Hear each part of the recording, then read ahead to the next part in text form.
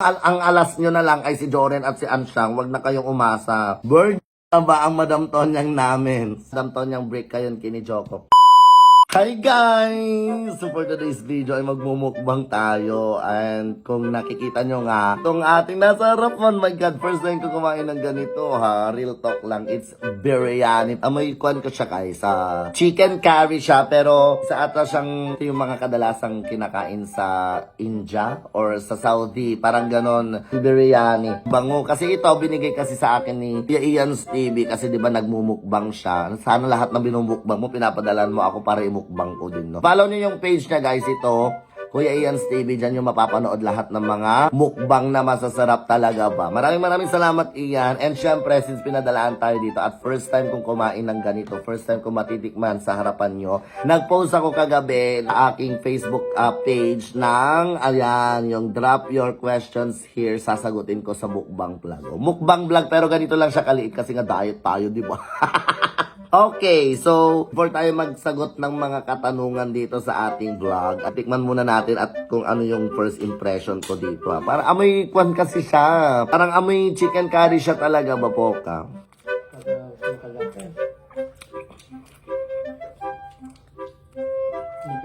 Masarap siya, parang chicken curry, pero huy, real talk sa real talk pang Indian talaga yung lasa niya. Halika dito po ka.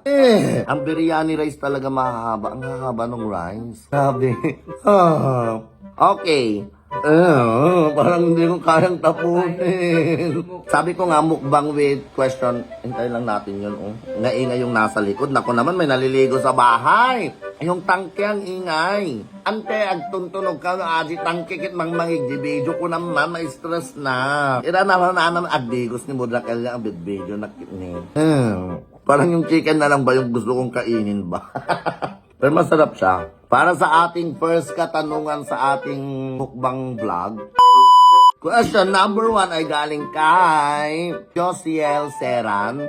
Sabi niya, what has been the most enjoyable aspect of creating content for your vlog, Madam Tonya? Alam niyo ito, unang-una, yung habang ginagawa pa lang namin yung content namin, parang iniisip na namin, ay madaming mapapasaya kaya nitong video na to, ganun. Kasi, unang-una sabihin na natin, aminin na natin. Yun naman talaga yung una naming kwan, yung parang, oh my God, gusto namin makapagpasaya. Hindi to showbiz na answer Para pag madami kang nagpapasaya, parang sinishare mo yung good vibes mo. Ako kasi talagang maingay akong tao. Sinishare ko sa mga fans ko. Ito, gumagawa kami ng content kasi content creators na tayo Kaya kayo dyan, kung natatamaan kayo sa mga content namin, wala na kaming kwan doon. Kasi unang-una, hindi kami nagda-direct ng mga tao. Di ba may mga content nga kami, mga chismosa, ganito, ganyan. Yun yung enjoyable aspect naman para sa amin. Parang ibibigay namin yung parang sa loobin namin without tinatarget kung sino talaga yung pinapatamaan namin. Parang nakukuha namin yung nagre-relay ng message, yung alarm nang hindi namin napapatamaan yung taong mismong yun. Kaya wala silang magagawa. Kung natamaan kayo bato-bato sa langit sa pool, matamaan sa pool, ganun yun. Yun yung pinakamasaya kasi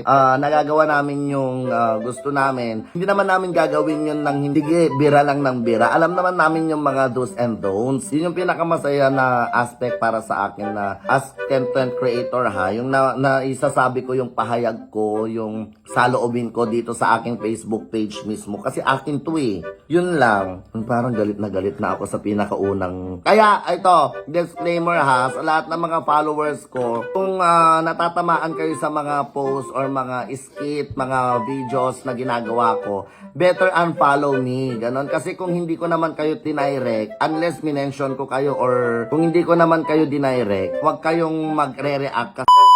Hello, Madam Tonyang. 7 years na sila Lokong Joren at Ansyang pero di pa rin nagpapakasal. Nako, hihintayin pa kasi nila mag 11 years sila bago sila mag-break. Kaya hindi sila magpapakasal kasi magbe-break din naman talaga sila. Nako naman. Kung ang alas nyo na lang ay si Joren at si Ansyang, wag na kayong umasa. After 11 years, magbe-break yung mga yan. Chares, hindi. Kasi unang-una, headwinner si Lokong Joren, ganun din si Ansyang. So may mga kapatid pa sila kailangan responsibilidad na paaralin muna. Saka hindi naman mahuhuli yung kasal sa kanilang dalawa. Kasi kung pagmamahalan lang, kitang-kita mo naman talaga na napaka-solid nila. Pero, syempre, tadhana na din magsasabi, dadating at dadating din yan. Yung tanong na yon ay galing kay Manangan Eddie Pekal. Okay, galing naman kay Ma'am Eka Remedyo. Sabi niya, na-try nyo na po bang walang-wala na po kayo makain nung hindi pa kayo content creator? Ito, to be honest guys hindi naman to the point na walang-wala na talagang makain. Pero nasubukan namin na walang makain, ganon, nag-i-skip kami until ngayon naman na content creator kasi mahirap naman talagang maghanap ng pang-araw-araw na pagkain. Lahat naman tayo. Yun lang. Pero noon, lalong-lalo na nung college ako, kaya talaga nagpursige ako para makapagtapos ng pag-aaral kasi meron yung mga times na hindi talaga ako kumakain ganun. Galing kay Jonel Rialgo, hoping na masagot mo to, Mima. Oy, pinangunahan niya na. Ang tanong, bird na ba ang Madam Tonyang namin? Sagutin mo, Mima. Sabi, ay, nakakainis naman kayo. Bakit ganun yung mga, bakit curious kayo sa about sa virginity ko? Siyempre, sasagutin ko, wala naman akong kasawa siya. Oo, career muna. Career ang nagraras pa sa akin, career.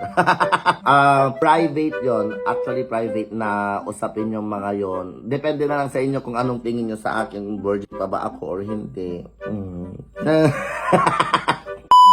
Coming from Salazar Stephanie, bakit may mga lalaking cheater? Ito, bakit nga ba may mga lalaking cheater? Oo nga, no? Siguro yun na yung kalakaran ng mundo natin. May mga ganun talagang mga lalaki. Unang-una siguro hindi na sila kontento sa partner nila, kaya na sila nag-cheat. Pero ang hindi ba kasi magandang gawin yan? Dapat kung hindi na nila nakikita yung love sa partner nila, better na iwalayan na nila, ganun. Kasi nga, sasaktan lang yung isang kung unrequited love na yung nagaganap, masasaktan lang yung yung babae, ganun. Pag-iwalay na lang siya. Pero naman kasi no, kung yung nag-cheat ng mga lalaki, minsan nasa babae yung problema, kahit alam naman na nilang may partner yung lalaki, ine-entertain pa rin nila. Meron naman yung iba na yung mga babae, ine-entertain nila yung lalaki kasi nga hindi naman na talaga nila alam, wala silang kasalanan doon. Pero sa mga babae na alam naman nilang may partner yung lalaki, dapat, naku, kung talagang malandi yung lalaki, ikaw na mismong babae ang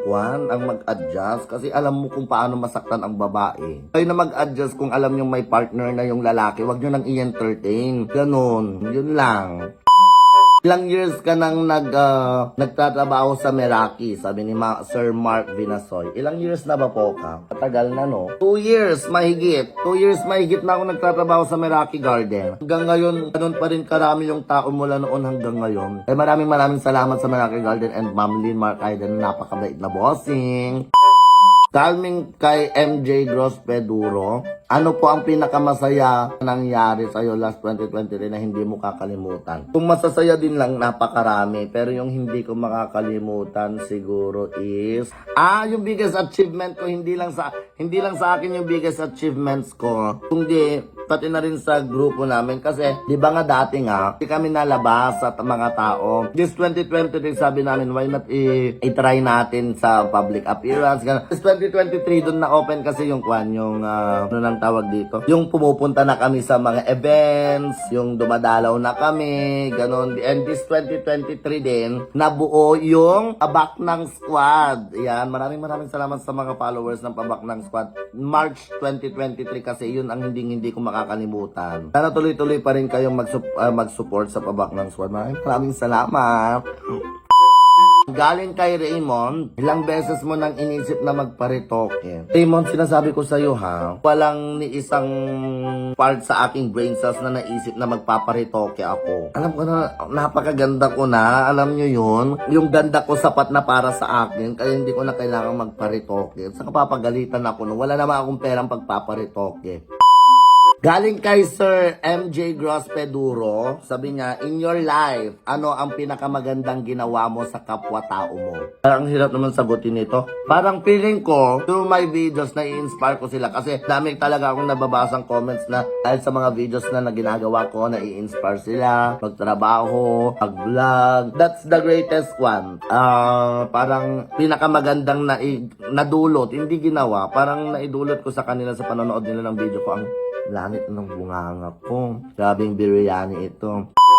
Next question, may balak ka po bang may balak bang magkaputot si Madam? Kung bibigyan tayo, hindi naman natin hawak yung life natin. Kung ako lang din naman, gusto ko, pero paano? Talagang kakaligayin ko yung babae, mga akla kayo ha. Pero kung ibibigay ng Diyos yun, ibibigay niya talaga kasi lahat naman tayo. Merong inline na nakaplano sa kanya. Kung ibibigay niya, then thank you. Kung hindi, di kung ano talaga yung plano niya para sa akin, then go accept it. Kasi syempre siya naman talaga ang pan natin, sinusunod natin, parang gano'n. Pero kung may balak ako, gusto ko. Pero hindi ko alam kung paano, gano'n. Basta alam nyo na yun. Ilang kanin ang kaya mong ubusin sa isang kainan? Hindi ko alam. Pag sobrang kwan ako, galing kay Ate Clarissa din nila Bulan. Hi, DJ Klang. Oo, pag gutom na gutom ako, alam niyo yung maliit na kwan, kaldero. Kaya kung ubusin yun, akla. Ganon ako kalakas. Pero pag hindi naman, depende kasi sa brain mood yan. Kaya pag po dadalaw ako sa ay sa pwesto mo, DJ Klang ha, i-timing ko na gutom ako at kawawa talaga yung isang kaldero. Okay, next question. Parang hindi ko na kayang ubusin ito, guys. Busog na ako. Madam Tonyang, ilang taon na po kayo ng jowa bells mo? Pa-shoutout from South Cotabato galing kay Arabella Pasqua. At meron ding tanong dito, isabay na natin yung tanong ni Irish. Sabi niya, may jowa ka na po ba, akla? Ito, alam nyo naman na may mga blinablog ako, diba? Si asawa ko, ganon. Pero di naman lingid sa kalaman nyo na screen partner lang sa asawa ko. Saka, binanggit na namin yan sa vlog noon na magkaibigan kami ni Joko. Magjowa kami ni Joko sa screen, kaya nga screen partner. Ito malinaw ha. Madami kasing nagtatanong na yung asawa ko, sa asawa ko, tinatanong nila. Yung screen partner, kumbaga mga cat niya, ay sino ba yung mga mag-screen partner na hindi talaga magjowa in real life. Sa mga TV, parang ganun lang. Jowa ko si Joko sa video, pero hindi ko siya jowa in personal life. Parang kumbaga, sa totoong buhay, single ang madam nyo, walang jowa. Ano ba kayo? Natatakot pa ako kasi alam mo naman mga lalaki, babae nga linoloko nila, bakla pa kaya, oh my god naman. Kung sa question na last, isali ko na din itong tanong ni Sir, ewan ko kung Sir, si Ma'am o Donna Valdez Lozano. Sabi niya, Madam Tonyang, break kayo kini Joko. Hindi po, yun nga, inulit ko. Screen partner lang si Joko. So, wala magaganap na break up. At hanggang kumagawa kami ng video kami, parang ganon. Kasi hindi ko naman siya jowa in real life. Jowa ko siya sa social media. Clear tayo dun ha? Thank you. Galing kay Alyssa Sumera Labiano, ilang lalaki na po ang ginawan mo ng kanta? Uy, ito, nung college ako, real talk to, pag may crush ako, ito kasi si Alyssa, shoutout sa'yo, si Engineer Alyssa. Friend ko siya nung college. Pag may crush ako noon, crush na crush ko talaga. Tapos pag nasasaktan ako or hindi ako pinapansin, ginagawan ko ng kanta, real talk, like, kasi nagko-compose ako ng kanta noon. Kumakanta, ginagawan ko talaga ng kanta as in. Kung gusto nyo marinig, bumisita kayo sa YouTube channel ko, nandun lahat yung mga compositions ko sa mga iba't ibang lalaki. Kaya nga siguro natanong to kasi every lalaki na nasasaktan ako or every lalaki na crush ko, ginagawan ko talaga ng kanta. Diba? Lost kayo. Swerte nila. Next question coming from Kirara, the Survivor. Sabi nga, magkano dapat ang pinakamababang ibayad sa poging lalaki? Ha? Ngayon may mga presyo na ang mga lalaki ha, Mami Kirara. Para sa akin, magkano dapat ang pinakamababang ibayad sa lalaki? Huwag na huwag mong gagawing magbayad, Mami Kirara, dahil pag binabayaran mo ang lalaki, hindi tunay na pagmamahal yon. Huwag mo silang abusuhin kasi pag binigyan mo sila ng pera, naku, iikot na lang yung relasyon nyo sa pera. Sabi ko sa inyo, kasi pag humihingi siya o kinaumagaan, ihingi na naman siya, ganun. Doon na lang iikot. Kaya kung gusto mo makahanap ng totoong magmamahal sa'yo, wag mong simulan sa pera. Siguro bonus na lang yon kasi syempre, part yun as pagiging jowa. Kung bigyan mo siya, bilihan mo siya ng gamit. Syempre, gusto mo naman siya maging presentable sa mga tao. So, bibilihan mo siya ng gamit. Pero yung to the point na yung lalaki na yung humingi ng pera at the relationship na. Kung ikaw ang kumukusa, okay lang yun. Pero pag siya yung humihingi, it's a no. Mami Kirara, the Survivor. Iinim mo na lang yan sa MTRCB, yung pera mo na yan. So, anyway, pumunta kayo sa MTRCB ha. Located at Kuling East, Cabatuan, Isabela, Tandang Sora Street. Sa aking resto bar, mga akla. Lorena Senit, sabi niya, bakit po ang sweet nyo? Bakit po ang hilig nyo magpasaya? Bakit po hangang-hanga kami? Ang masasabi ko lang siguro dyan, bakit ako sweet sa mga followers? Lalo-lalo na pag may mga nagpapapicture talagang, uy, ingat kayo ha, ganon, inayakap ko sila, ganon. Kasi unang-una, wala namang Madam Tonyang kung wala kayong mga followers ko. Kahit gumawa pa ako ng napakaraming video na nakakatawa. Parang kumbaga utang ko sa inyong mga followers ko sa lahat ng mga nag-share ng videos ko. Kaya normal lang na maging sweet ako sa inyo, lalong-lalo na sa mga nagpapapicture. Ang dami kasi nagko-comment na napakabait ni Madam Tonyang sa personal. personal, ganun-ganun na ang sweet-sweet niya, ganun. Siyempre normal yon at kayo yung dahilan kung bakit ako nandito. Meron pa yung sinabi sila, nagpa-picture sila sa akin, tapos tumatalon sila, tapos sabi nila, ang bako ni Madam Ton yung sa personal, ganun-ganun. Napaisip ako, mabaho ba ako? Mukhang mabaho ba ako sa video? Ganun. Kasi, kaya gulat na gulat kayo kung mabango ako sa personal. Naliligo kasi ako ng pabango. Naku naman, di ako naliligo ng tubig, puro pabango lang. Chares. Yung second question niya, bakit po ang hilig niyo magpasaya? Siguro, nasa genes na namin. Mga pamilya kasi namin, bulbul teeth, ganun. Pero, yun nga, good thing is, na-share ko sa inyo sa social media, yung kabultitan ko, at yun nga, madaming napapasaya. Kaya, kung napapasaya kayo sa mga videos ko, i-share nyo naman. Maraming salamat. Kung hindi ka pa naka-follow, mag-follow ka. Last question galing kay Lorena Senit. Bakit po hangang-hanga kami sa inyo? Doon sa hangang-hanga, hindi ko na masasagot yan kasi kayo ang makakasagot dyan. Comment down below, bakit nga ba hangang-hanga kayo sa akin? At gusto kong malaman, at gagawa natin ng reaction video yan ha. Gusto kong malaman, bakit nga ba hangang-hanga kayo sa amin? Kasi kung ako ang sasagot dyan, di ko alam. Kasi kayo makakasagot yan na nanonood sa akin, akla.